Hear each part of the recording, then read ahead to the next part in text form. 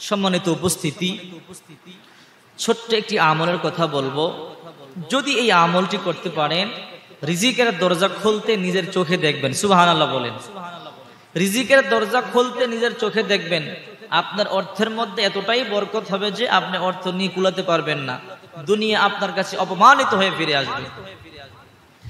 বিশ্বনবীর একজন গরিব সাহাবী এসে বলে, ইয়া রাসূলুল্লাহ, দুনিয়া আমার থেকে পশ্চাৎ বরণ করেছে, দুনিয়া আমার থেকে বিমুখ হয়েছে, এতটাই অভাবে পড়েছি, আর ভালো লাগে না, আমাদেরকে সচ্ছল হওয়ার জন্য কিছু আমল শিক্ষা দেন।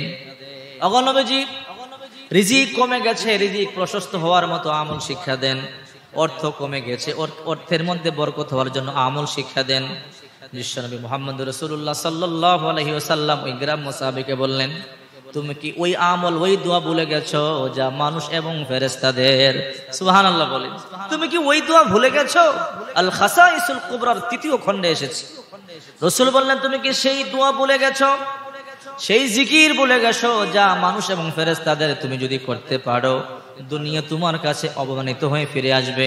সুবহানাল্লাহি ওয়া বিহামদিহি সুবহানাল্লাহিল আযীম আস্তাগফিরুল্লাহ সুবহানাল্লাহি ওয়া বিহামদিহি সুবহানাল্লাহিল আযীম আস্তাগফিরুল্লাহ সুবহানাল্লাহি ওয়া বিহামদিহি সুবহানাল্লাহিল আযীম আস্তাগফিরুল্লাহ। যাও, তুমি পড়ো, অভাব চলে যাবে, দুঃখ চলে যাবে, টাকায় বরকত হবে, রিজিকের দরজা খুলতে নিজের চোখে দেখবা।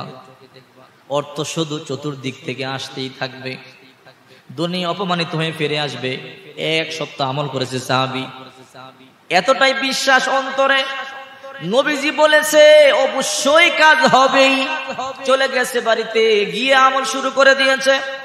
রাসূল বলেছেন, সকাল বেলা তুমি 100 বার পাঠ করবে, বিকাল বেলা 100 বার পাঠ করবে, অর্থাৎ ফজরের পরে 100 বার, মাগরিবের পরে 100 বার। আল খাসাইসুল কুবরার 3য় খণ্ডে আসছে, সুবহানাল্লাহি ওয়া বিহামদিহি সুবহানাল্লাহিল আযীম আস্তাগফিরুল্লাহ।